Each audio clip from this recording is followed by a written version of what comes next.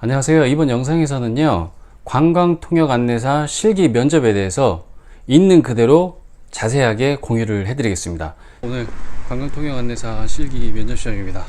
정말 오랜만에 정장을 입었어요. 자, 가방도 챙기고요. 12시 30분까지 입실하라고 되어 있는데 지금 아침 9시 반이에요. 밥 먹고 아예 좀 일찍 가서 어디 커피숍 앉아서 마지막으로 연습하려고요. 어제 토요일이었는데 하루 종일 연습을 1시간 정도밖에 못했습니다. 그래서 오늘 마지막으로 가서 1시간 반 정도 좀 해보고 면접에 임하려고 합니다. 저 끝에가 산업인력공단이에요. 저쪽이 이제 면접장이 있고요. 거기서 어디서 대기할 데가 없어서 커피숍을 찾으러 갑니다. 마침 저 끝에 카페가 하나 보여요. 그래서 저 카페에 앉아서 1시간여를 연습하고 다시 면접장으로 가려고 합니다. 지금 시간이 10시 50분, 12시 30분까지 가야 되니까 1시간 한 10분 정도 시간이 있어요. 여기서 결정이 될지도 모르겠습니다. 대기실이라고 해갖고 그 면접 대기실에서 여러분들이 그 기본업을 추천을 하고 오늘 시험 보실 대상인가 이제. 안녕하세요. 드디어 한국 관광통역안내사 실기 면접을 오늘 마무리했습니다. 12시 30분까지 오라고 해서 한 11시까지 가서 주변에 커피숍에서 1시간 정도 또 책을 좀 봤어요. 메모했던 걸 보고 12시 10분까지 그 대기실 안내된 곳으로 갔더니 한국산업인력공단의 지하 1층에 큰 대기실이 있더라고요. 약간 이제 학원 같은 모양이었고 그 안에 이제 들어갔더니 대기자들이 한 5, 60명 정도 있었습니다. 뭐 영어, 일본어, 중국어 막 섞여 있었던 것 같고 다들 본인들이 이제 열심히 메모해놨던 노트를 보고 연습을 하거나 뭐 책을 보고 있거나 했었어요. 그래서 이름에 맞춰서 뭐 1실부터 한 10실 정도까지 이 또 면접장이 이제 나뉘어져 있었던 것 같고요. 그 중에 이제 저는 3실이었습니다. 그래서 3실 분들 이리 오세요. 그래가지고 안내원의 그 안내를 따라서 또 다음 대기실로 이동을 했어요. 다음 대기실로 이동하니까 한 20명 정도가 있었던 것 같습니다. 그래서 그 20명 중에 핸드폰 맡기고 그리고 그 제비뽑기식으로 수험표를 뽑아요. 수험표를 뽑았더니 제가 두 번째가 됐더라고요. 첫 번째보다는 좀 낫지만 두 번째도 좀 부담스럽기는 했어요.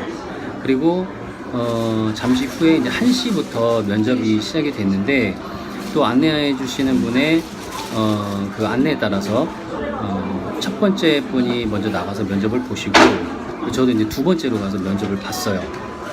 두 번째로 갔더니 그 면접 보시는 분이 이제 세 분이 나오신다는 걸 들었거든요. 들었는데 생각보다 공간이 매우 좋았습니다.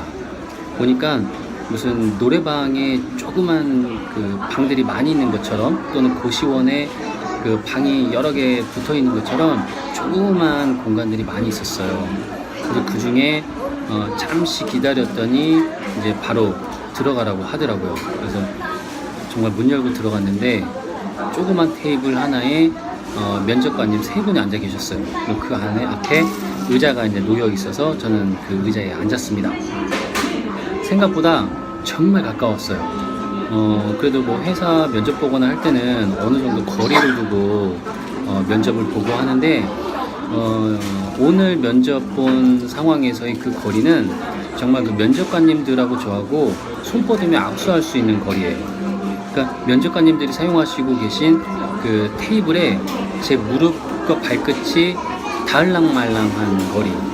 그러니까 그게 단점도 될 수 있지만 장점도 될 수 있었던 것 같아요. 왜냐면 단점이라고 한다면 뭔가 긴장감, 부담감이 더 커질 수도 있는데 오히려 장점으로 보자면 앞에 있기 때문에 정말 뭐 카페에서 차 한잔 하면서 이렇게 편하게 얘기하듯이 아이 컨택하기도 이제 쉬운 거죠.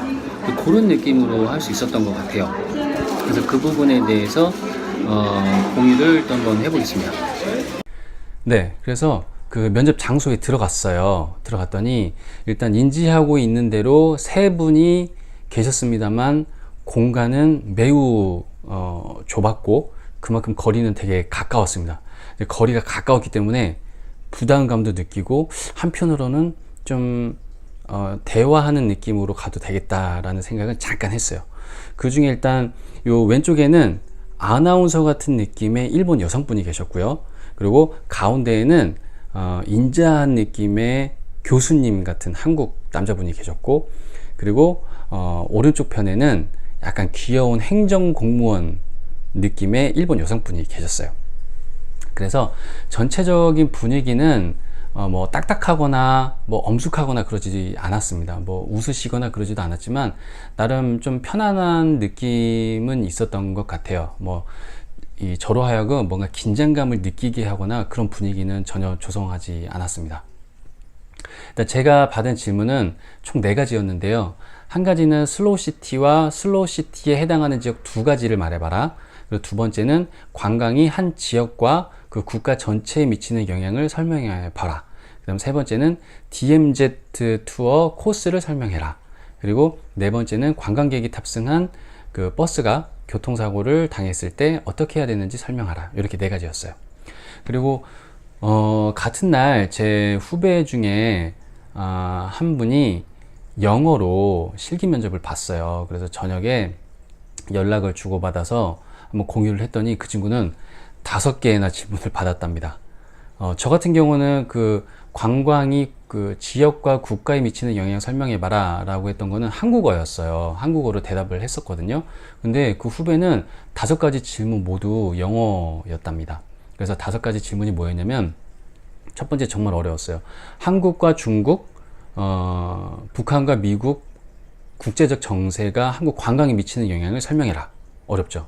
두 번째는 움직이는 관광 안내소에 대해서 설명하라. 세 번째, 한국의 음식에 대해서 설명하라.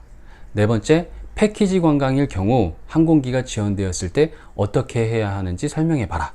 그리고 5번째, 유네스코에 등록된 한국의 세계문화유산을 설명해라. 5가지인데 다 어려워요. 기본적인 사항도 있고. 그래서 제가 받았던 질문, 그리고 후배가 받았던 질문을 봤을 때 일단 그 가이드의 그 상황 대처 능력, 뭐 여권을 분실했거나 교통사고를 당했거나 부상을 당했거나 지각을 했거나 뭐 불평불만이 심할 경우에 어떻게 해야 되느냐, 뭐 등등의 그 자질을 체크하는 그 몇 가지 항목들이 있는데, 그거는 다 인지를 하고 있어야 되는 것 같아요. 기본적인 질문으로 하나가 들어오지 않나 싶고요.